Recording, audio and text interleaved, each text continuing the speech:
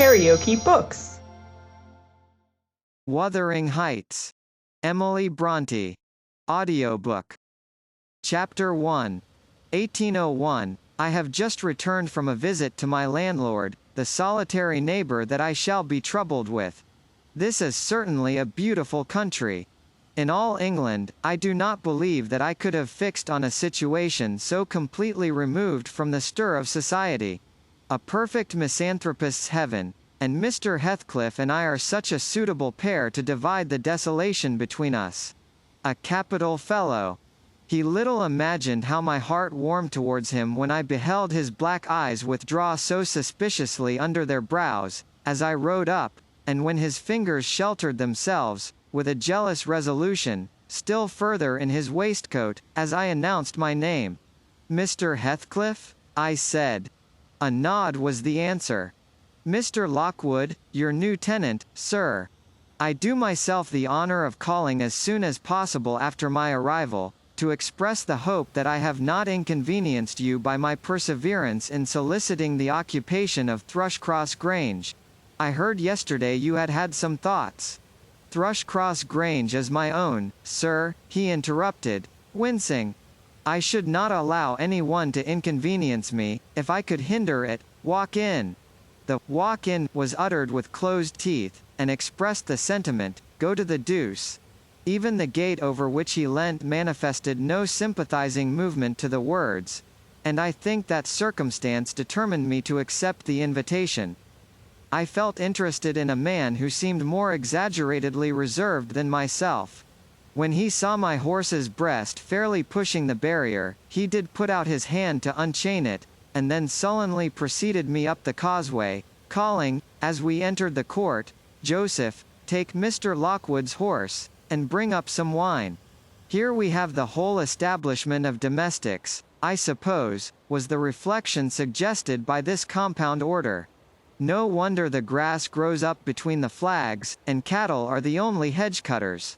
Joseph was an elderly, nay, an old man, very old, perhaps, though hale and sinewy. "The Lord help us," he soliloquized in an undertone of peevish displeasure, while relieving me of my horse, looking, meantime, in my face so sourly that I charitably conjectured he must have need of divine aid to digest his dinner, and his pious ejaculation had no reference to my unexpected advent.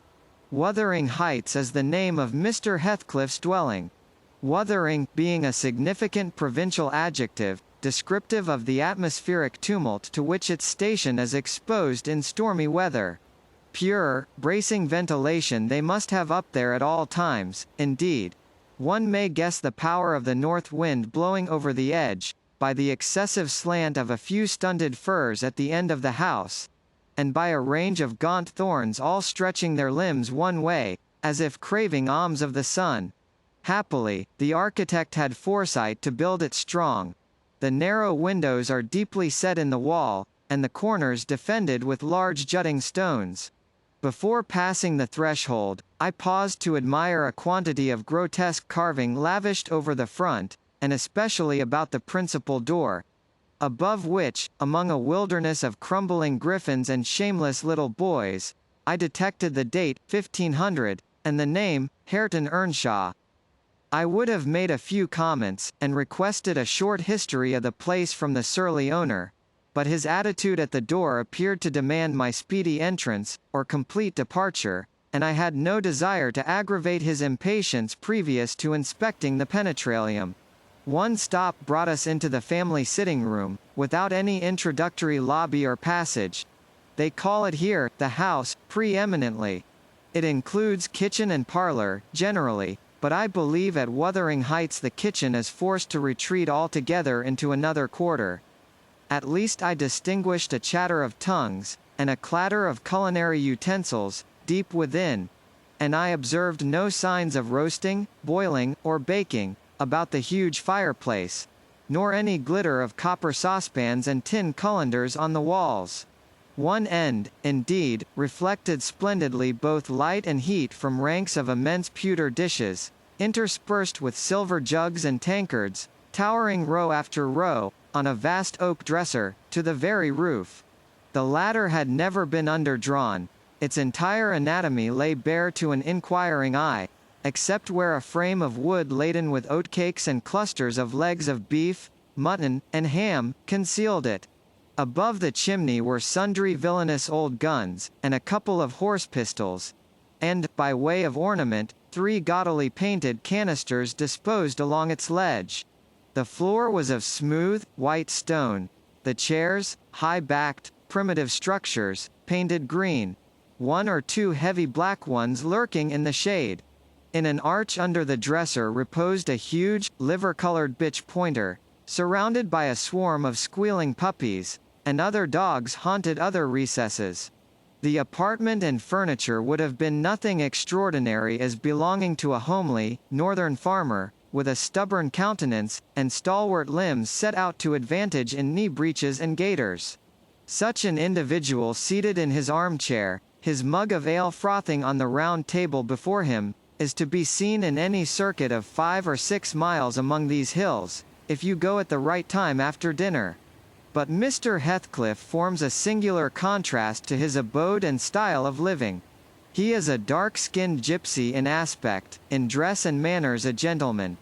That is, as much a gentleman as many a country squire.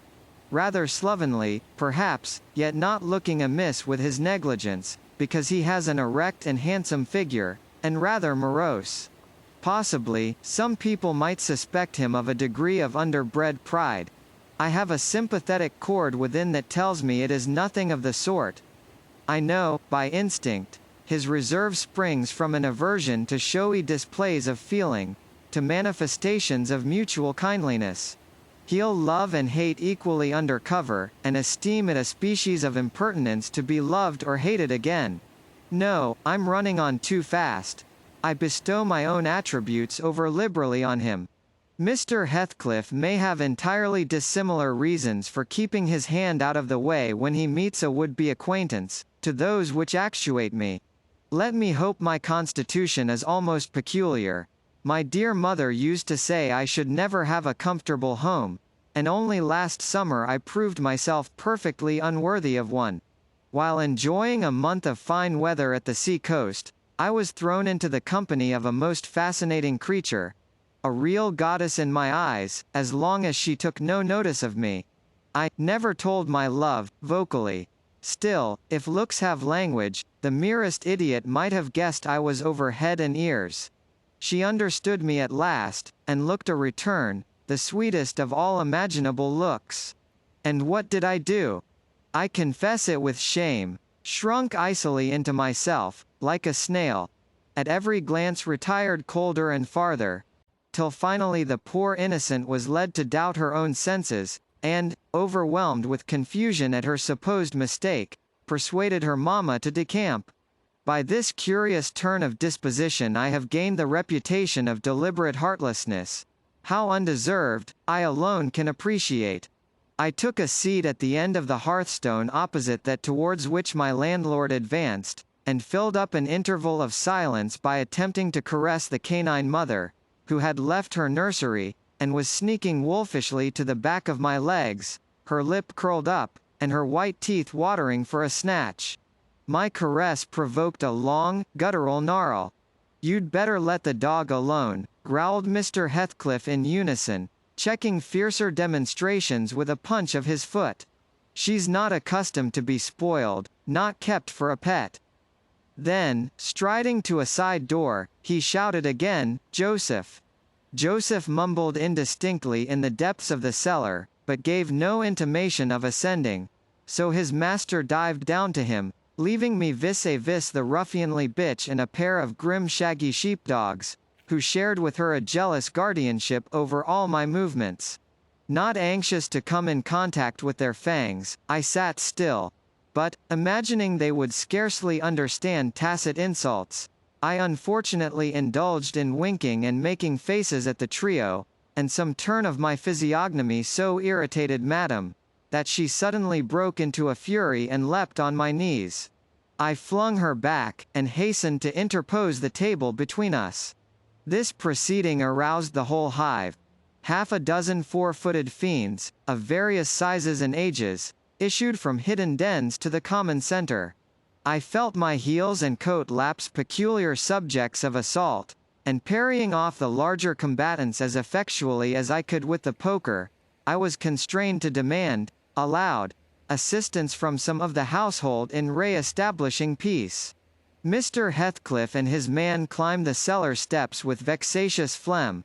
I don't think they moved 1 second faster than usual, though the hearth was an absolute tempest of worrying and yelping.